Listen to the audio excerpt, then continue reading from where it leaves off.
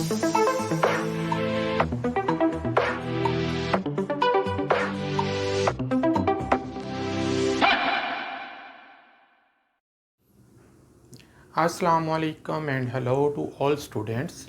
आज के video lecture में हम जो टॉपिक डिस्कस करेंगे वो है ग्लाइकोकेलिक्स।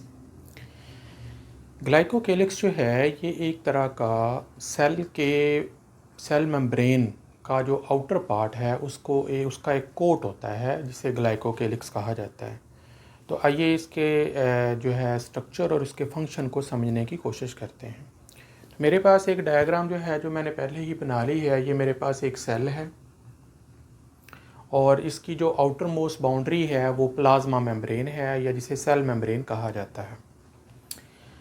थोड़ा सा प्लाज्मा मेम्ब्रेन के स्ट्रक्चर को देख लेते हैं कि प्लाज्मा मेम्ब्रेन जो है वो लिपिड की बाइलेयर पर मुश्तमिल होती है, जैसा कि आपको डायग्राम में नज़र आ रहा है, जिसमें प्रोटीन के मालिक्यूल जो हैं वो एम्बेडेड होते हैं, जिसे फ्लूइड मोज़ेक मॉडल भी कहते हैं। और इसमें कहीं कहीं आपको कोलेस्ट्रॉल और कार्बोहाइड्रेट्स के मालिक्यूल भी मिलते हैं। उसके स्ट्रक्चर और फंक्शन को तो हम डिस्कस नहीं करेंगे, लेकिन हमारा जो ख़ास तौर पर जो टॉपिक है वो ये है कि प्लाज्मा मेम्ब्रेन या सेल मेम्ब्रेन के बाहर की तरफ यानी सेल की आउटर जो सरफेस है उसकी तरफ एक चिपकने वाली टेप की तरह का एक लेयर होती है जिसे ग्लाइकोकेलिक्स कहते हैं। इसे आमतौर पर सेल कोट भी कहा जाता है या इसे आमतौर पर पेरी सेलुलर मैट्रिक्स भी बोला जाता है।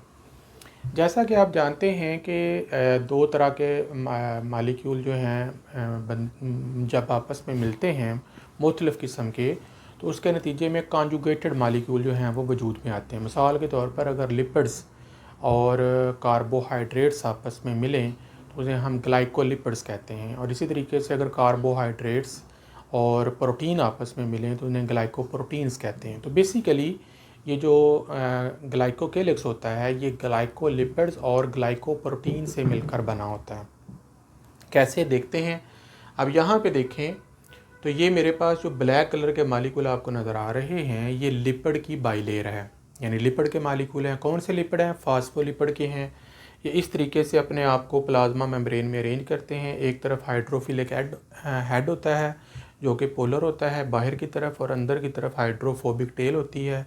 इसके दरमियान में कोलेस्ट्रॉल के मालिक्यूल होते हैं और एक तरह का स्टेबल जो स्ट्रक्चर है वो डेवलप होता है सेल मेम्ब्रेन का। जब ये जो लिपिड की लेयर है इसके साथ शुगर के मालिक्यूल जो यहाँ पर आपको ब्लू कलर में नज़र आ रहे हैं ये आपस में मिलेंगे तो इस लेयर को हम ग्लाइकोलिपिड बोलेंगे।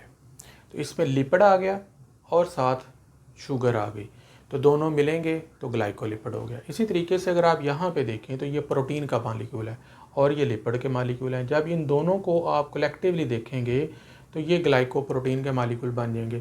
तो ये जो मालिक्यूल है ग्लाइकोप्रोटीन और ये जो मालिक्यूल है ये ग्लाइकोलिपिड, ये सेल की सरफेस के बाहर just outside the cell membrane एक लेयर बनाते हैं जिसे सेल कोट या ग्लाइकोकेलिक्स कहते हैं।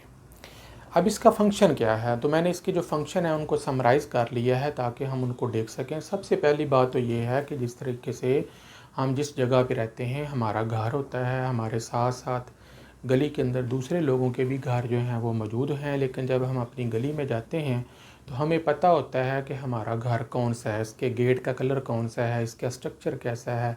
हम सीधा अपने घर के पास जाते हैं, दरवाज़ा खोलकर एंटर हो जाते हैं। बिल्कुल इसी तरीके से हमारी बॉडी में तकरीबन 200 इकसाम के सेल पाए जाते हैं, जिसमें स्किन के सेल हैं, ब्लड के सेल्स हैं, ब्रेन के सेल्स हैं, मस्कुलर सेल्स हैं, ग्लैंडुलर सेल्स हैं, बेशुमार टाइप के टिश्यूज़ हैं। तो बॉडी जो है उनके दरमियान डिफ्रेंशिएशन करना चाहती है, तो वो जो डिफ्रेंशिएशन होती है वो ग्लाइकोकेलिक्स की वजह से बनती है। बिल्कुल जिस तरह दुनिया में लाखों करोड़ों इंसान बसते हैं और हर इंसान का फिंगरप्रिंट दूसरे इंसान से मैच नहीं होता, जिससे एक इंसान की दूसरे इंसान से अलग थलग पहचान की जा सकती है, इसी तरीके से इन सेल्स को एक दूसरे से अलग थलग रखने के लिए और उनकी आइडेंटिटी को वेरीफाई करने के लिए ये ग्लाइकोकेलिक्स जो है ये मौजूद होता है। तो पहला जो फंक्शन होगा वो ये है कि ये मोलेकुलर फिंगरप्रिंट है। हर सेल का, हर तरह के सेल का अलग से फिंगरप्रिंट होगा, अलग से स्ट्रक्चर होगा, जिससे सेल को हम हम तो नहीं, खैर हमारी बॉडी जो है वो डिस्टिंग्विश करती है। उसके बाद फिर ये जो ग्लाइकोकेलिक्स होता है ये हेल्प करता है सेल टू सेल रिकॉग्निशन को, सेल की पहचान को। देखिए हमारी बॉडी में बहुत सारे हार्मोन्स प्रोड्यूस होते हैं।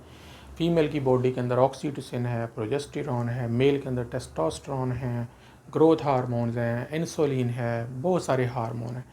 ये जब हमारे ब्लड में जाते हैं तो ये ब्लड के ज़रिए पूरी बॉडी के सेल्स पर असरअंदाज होते हैं, लेकिन इनको कौन एक्सेप्ट करता है, इनका एक ख़ास फिंगरप्रिंट होता है। मसलन ग्रोथ के सेल वाले, ग्रोथ हार्मोन वाले जो सेल्स होते हैं वो सिर्फ ग्रोथ हार्मोन को इनटेक करते हैं due to the presence of glycocalyx, ताकि वो माइटोसिस करके अपनी ग्रोथ कर सकें। बाकी सेल के ऊपर ग्रोथ हार्मोन का कोई असर नहीं होता। इसी तरीके से अगर फीमेल की बॉडी है तो उसमें ईस्ट्रोजन हार्मोन जो है वो सिर्फ ख़ास किस्म के जो रिप्रोडक्टिव सेल्स हैं उनके ऊपर असरअंदाज होगा, बाकी सेल के ऊपर कोई असर नहीं होगा।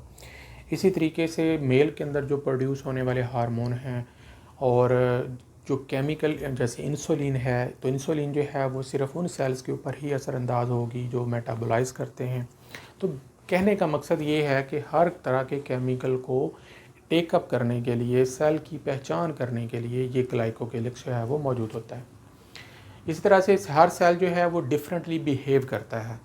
हर सेल का अपना रोल होता है, उसने अपोप्टोसिस करनी है कि नहीं करनी, नेक्रोसिस होनी है कि नहीं होनी, माइटोसिस होनी है कि नहीं होनी, उसने मियोसिस करनी है या नहीं करनी, उसका जो अपना बिहेवियर पैटर्न है वो भी इसी वजह से मेंटेन होता है।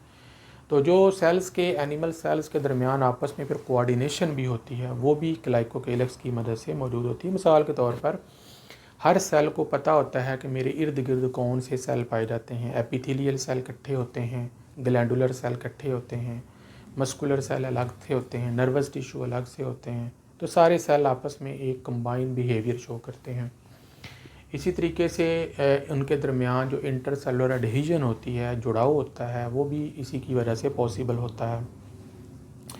इसके अलावा ये हमारे बहुत सारे केमिकल इंजरी से बचाते हैं। ग्लाइकोकेलिक्स जो है हमारी बॉडी में बहुत सारे एसिड्स हैं, बेसिस हैं, टॉक्सिन्स हैं जो हमारे सेल्स की सरफेस को जो है वो डिस्ट्रॉय कर सकते हैं। तो ग्लाइकोकेलिक्स जो है वो केमिकल इंजरी से भी हमें, हमारे सेल्स को बचाती है। इसी तरीके से immunity against certain disease, certain pathogen, certain cancerous cell से ग्लाइकोकेलिक्स जो है वो सेल्स को महफूज रखता है। इसी तरीके से ड्यूरिंग फर्टिलाइजेशन, आप देखें एग है तो एग की सरफेस के बाहर एक लेयर होगी ग्लाइकोकेलिक्स जो हेल्प करेगी कि स्पर्म उसके साथ आकर पेनिट्रेट करे। तो ये भी एक उसका एक अलग से रोल है। फिर जिस तरीके से जाइगोट जो है वो एम्ब्रियो से फीटस और फिर न्यूबॉर्न चाइल्ड में डेवलप होता है, तो ड्यूरिंग डेवलपमेंट के प्रोसेस के दौरान सेल के अंदर जो ग्लाइकोलिसिस है वो हर तरह की जो प्रोसेस हैं, क्लीवेज है, ब्लास्टुलेशन है, गैस्टुलेशन है, सब के अंदर जो है वो अपना किरदार अदा जो है वो करता है। तो इस तरीके से ग्लाइकोकेलिक्स जो है सो मैनी रोल जो हैं वो प्ले करता है। तो बहुत इंपॉर्टेंट स्ट्रक्चर है। आई होप कि ये क्लियर हो गया होगा। नेक्स्ट लेक्चर तक के लिए इजाज़त दें। अल्लाह हाफिज़।